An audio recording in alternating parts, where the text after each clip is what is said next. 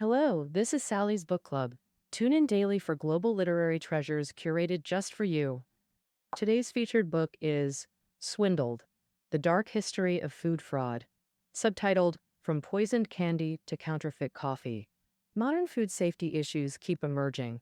That addictive chili oil might contain poppy seeds, while naturally brewed vinegar could be industrial concoctions. Many lament moral decline, believing modern profiteers would stoop to anything. Actually, food fraud has existed since ancient times. This book chronicles the dark history of food adulteration and anti-fraud efforts through the ages. Author B. Wilson, renowned British writer and Cambridge researcher at St. John's College, former food critic for New Statesman and Daily Telegraph columnist for over a decade, repeatedly awarded Food Journalist of the Year. This 270,000-word work will be presented in two parts. First, we'll explore the extensive reach of food fraud. Second, how should we combat food safety challenges? First, when did food fraud originate? Ancient Romans watered down wine as early as 2 millennia ago. Industrial Revolution in 19th century saw concentrated food adulteration, finally drawing attention. Why did it take 2 millennia? Agricultural societies meant home-cooked meals from familiar vendors. Fraud remained limited then. Industrial society changed everything. Cities expanded, office workers lacked time for ingredient selection or cooking. Food fraud exploded like geysers under these conditions. Capitalism's profit obsession, fueled by greed, became fraud's driving force. Our first section covers 200 plus years of food fraud history. Let's begin with British food adulteration practices. Before the 19th century, people weren't completely unaware of food adulteration. But most folks didn't realize how severe this issue truly was. The novel Humphrey Clinker vividly depicted London's filthy and substandard food supplies. Open-top milk carts roaming streets, bread adulterated with alum. Yet people dismissed these descriptions as mere exaggeration. The year 1820 marked widespread awareness of food fraud. A groundbreaking pamphlet, Treatise on Adulterations of Food, caused sensation in London. Its author was German chemist Friedrich Ackum. Ackum, London's prominent chemist and Royal Society Fellow, had prior public advocacy achievements. In 1815, he successfully promoted gaslighting in Westminster against public skepticism. Ackum brilliantly connected chemistry with daily life through packed public lectures. Crucially, his food fraud claims were scientifically verified. He provided DIY methods for home food authenticity tests, like using iodine to test cream purity, method we'll discuss later. How rampant was food fraud in Ackum's era Britain? Literally every food item, from nobility to commoners, could be fake. Imported hams might be locally counterfeited. Status symbol teas could be fake plant leaves. Even essentials carried risks. Children's colorful candies might contain toxic red lead. Red lead, a pigment used in paints. Beer could contain narcotics, masking poor brewing practices. As we see, profit-driven merchants stoop to unimaginable deception. Now, here's an observation. Public ignorance fueled food adulteration. How obsessed were people with food appearance? Let's explore the story of white bread. Medieval English bakers required official seals on bread for accountability. In 1266 AD, Henry III enacted the Assize of Bread and Ale. This law strictly regulated bakers' ingredients, weights, and prices. Adulterators faced public shaming punishments. In 1756, crop failure led Parliament to mandate whole wheat and rye breads. But Brits' white bread obsession drove bakers to use alum-bleached flour. Alum consumption caused heartburn and corrosive stones. The Great Stench of 1758 brought chronic diarrhea outbreaks. 1758, royal ban on alum failed to solve crisis. Grain shortages forced bakers to cut corners. White bread demand fueled rampant alum usage. 1822 saw complete deregulation of bread laws. 851, Dr. Hassall found alum in all London bread samples. Alum whitened bread became industry standard. Public ignorance meeting commercial greed created unstoppable adulteration. How did America fare during Britain's food crisis? 1850s America saw working women increase milk demand. Housewives bought milk from vendors. They imagined rosy-cheeked farm girls hand-milking cows. But this was pure fantasy. Milk marketed as country fresh actually came from urban dairy factories. These factories near breweries kept cows in dark sheds fed distillery swill, producing thin, bluish milk doctored with plaster of Paris to mask discoloration, then thickened with magnesium oxide and sweeteners. This adulterated swill milk sold 160,000 quarts annually, about 180,000 liters. Data showed swill milk killed thousands of children yearly. The scandal shattered Americans' trust in food authenticity. Subsequent nationwide food adulteration confirmed public fears. Post 1865 Civil War industrialization brought new adulteration techniques. Deodorants, dyes, flavorings, and preservatives revolutionized food manipulation. For unscrupulous merchants, these became perfect fraud tools. American food quality deteriorated to British levels.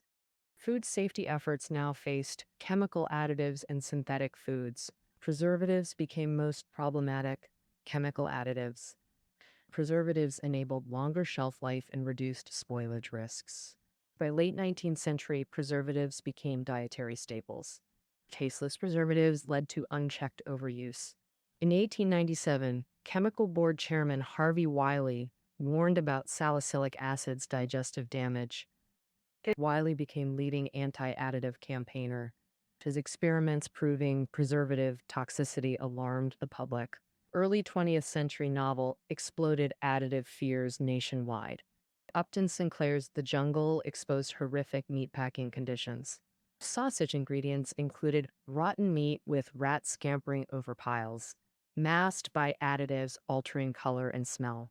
The book became national bestseller, prompting President Roosevelt's investigation, confirming its accuracy. 1906 saw passage of two landmark food safety laws regulating additives. Yet, half-century later, synthetic foods emerged as a new challenge. Initially, Americans distrusted all synthetic foods as fraudulent, but affordability and novelty gradually won consumers over. During Great Depression, these cheap alternatives fed struggling families. Aggressive marketing campaigns eroded public skepticism. 1950s to 60s became golden age of synthetic foods perceived as nutritious. 1969 government found widespread malnutrition and obesity links to synthetic foods. Corporate influence panel paradoxically recommended more fortified diet foods, proposed adding micronutrients like iron and folic acid. What were the consequences? 1970 to 1994 saw a 33% increase in food iron content. Iron poisoning deaths rose 60%. Mandatory folic acid harmed elderly. Unsurprisingly, food manufacturers profited enormously. 2 centuries show consumers duped by corporate greed. Modern consumers possess anti-counterfeit awareness. Does this mean food fraud has ended? Not at all. Food fraud remains rampant globally today. We no longer face alum bread or swill milk, but ancient scams persist with unfamiliar ingredients.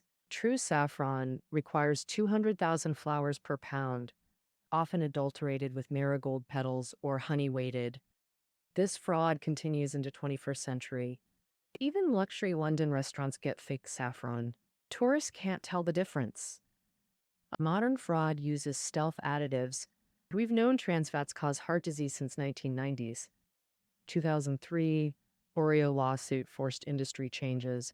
Now labels say partially hydrogenated instead of trans fats, but that still means trans fats exist, hidden deeper in muscle meats. 204 studies showed muscle fat content quadrupled since 1970s. You might ask, why is this happening? Sedentary livestock develop intramuscular fat through modified feeding. This marbled meat constitutes hidden adulteration. Such fraud breeds distrust in food systems. 2004 Chinese milk scandal shocked the nation. Many still avoid domestic milk powder today. Food can nourish or poison. dual-edged sword. Despite industry risks, we keep fighting fraud. Art 2 explores anti-fraud strategies. Medieval guilds policed quality, expelled fraudsters. Industrialization required legal safeguards over guild systems. Take wine history. Adulterated with gypsum or tree resin for smoothness. Preserved with lead or seawater. Lead not only preserved but sweetened the wine. Wealthy Romans allegedly suffered infertility from lead-contaminated wine. Since 3rd century AD, wine-induced gout became prevalent. Charlemagne enacted earliest anti-wine adulteration laws in 802 AD. Early 20th century regulations drastically improved wine quality. Modern wines at least use genuine fermented grape juice. Effective legislation demonstrates governmental responsibility. But food laws often emerge only after consumer suffering. When Hume wrote in 1820, UK food fraud was already rampant. UK's first Anti-Adulteration Act came 40 years later. Outdated laws become ineffective. Bangladesh still uses 1959 Food Act. 2004 Bangladesh, $3 fines for food criminals. Scientific detection complements legal measures. Hume declared chemistry essential for fraud detection. Iodine test, real cream yellows, starch adulterated turns blue. Starch-iodine reaction provides irrefutable evidence. Chemists developed pH testers for alcoholic beverages. Analytical methods like volumetry and colorimetry ensure purity. Fluorometric assays detect food component authenticity. In the 1850s, Dr. Hassel used microscopes to detect organic additives in food, exposing adulteration invisible to the naked eye. The Lancet Journal published authoritative food analyses exposing fraudulent vendors with 2,500 samples tested between 1851 to 1854. 21st century brought advanced detection technologies. Gas chromatography creates ECG for olive oil purity verification. Isotope analysis distinguishes Spanish lamb from British, while mass spectrometry detects fake fruit juices. DNA testing chips, 3 to 4 pounds, revolutionized food forensics, exposing fake pasta and adulterated basmati. Daily vigilance requires knowledge empowerment. First, master label reading. Chocolate listing, cocoa butter substitutes instead of real cocoa butter indicates inferior quality. Since 2007, China mandates labeling for greater than 5% substitute content. I remember some products still attempt deceptive labeling. Ingredient literacy defeats fancy packaging tricks. Manufacturers often use misleading claims like low fat on cereals. All grains are naturally low fat. Such labels exploit consumer assumptions. Second, rational approach to additives, especially preservatives. Without preservatives, global food distribution would collapse. Spoilage would occur before products reach markets. Colorants and flavor enhancers enable diverse culinary experiences. Over-focusing on additives can backfire, turning benefits into harms. 20th century America doubled sugar or vinegar in ketchup to avoid benzoic acid preservative. Sugar overload in ketchup contributed to obesity epidemics. Modern science shows excessive sugar harms more than regulated preservatives. Additives aren't inherently bad, dosage makes the poison. National standards now clearly regulate additive quantities. Consumers can request lab tests for suspicious products, monitor recall lists, and choose certified manufacturers for safety. Third, avoid blind pursuit of healthy labels. Organic certification doesn't guarantee safety or quality.